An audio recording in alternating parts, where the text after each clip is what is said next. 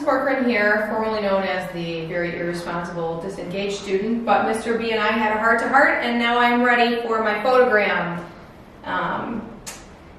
So here we are in the dry side of the darkroom. This is the enlarger, and I have my objects, my photo paper, and you'll also notice I do not have my cell phone. My cell phone is not in the dry side of the darkroom, it's not in the wet side of the darkroom, it's not in the darkroom, period.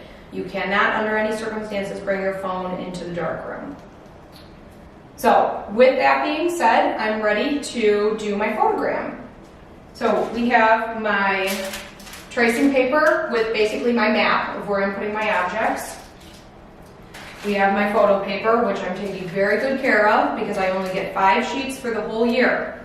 So this I'm going to be very careful not to expose or lose or ruin in any way because I will not be given any more sheets. This is as many as we get.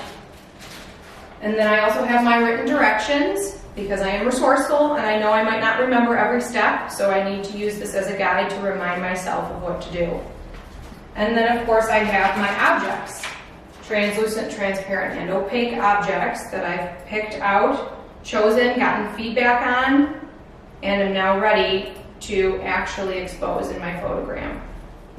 So the first thing that I'm going to do is familiarize myself with this setup right here. This is the enlarger, this is the easel, and this right here is your timer. The timer is going to control how much light comes out of the enlarger for how long.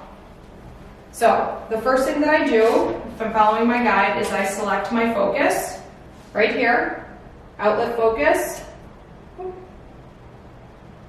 and I'm going to make sure my other buttons are also set correctly. You can see there's a small circle right here around your settings that you need. So high is one on the left, and then focus.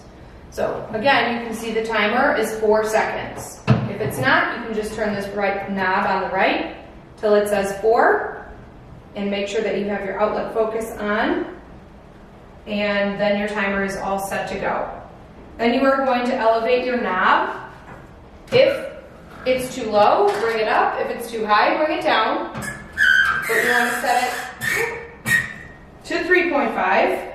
And then you'll notice that your light might actually be very small, and so you want to grab this focus knob right here, and you can turn that as well until you have your light completely surrounding your easel. Okay, if you see that your square of light is too small for the easel, then only that part of your photo paper is going to be exposed. So you need to make sure that the light is completely covering your photo paper and your easel. All right? So the next thing is that I'm going to turn my light off on my timer, which is the outlet time right there. And, and I forgot one last thing. That's okay. We haven't exposed anything yet. This guy right here, that's my aperture, believe it or not. So you can physically control how high or low to set your aperture by adjusting this very small ring right down here. And I'm going to set it to 8 because that is exactly what the guide says. And so I'm going to make sure there's very small numbers on the left and the right here. All right. So my timer or my light is off, and I'm ready to arrange my objects on my paper. Now, you want to use your photo paper, carefully take it out of the bag, and if you want to help you remember and identify which one is yours, you can write your initials on the paper, but make sure that you write it on the really rough side, not the shiny side, because the shiny side is the side that you want to expose and have facing up. So shiny side up, initials on the back, place it right here, and now you're ready to arrange your objects. You'll also notice that I'm carefully putting my photo paper back in the bag, closing it up, and taking good care of it.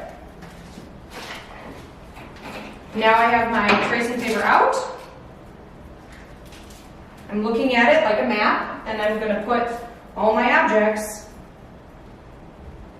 exactly where my drawing says for them to go.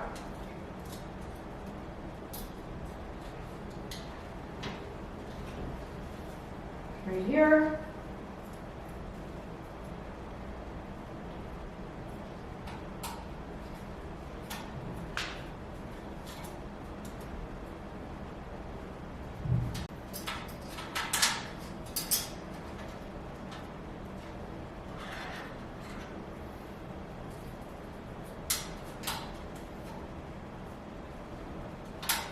Okay, now fast forward that I have all of my objects arranged here. All right, and make sure too, also it says this on the sheet and I forgot to mention that your photo paper is the shiny side up. So it's like, you'll feel it in here. Even if you can't see the difference, you'll feel it on the photo paper. One side is more textured than the other side. So shiny side up, and then the next thing is that you select your start and stop, and when you hit that,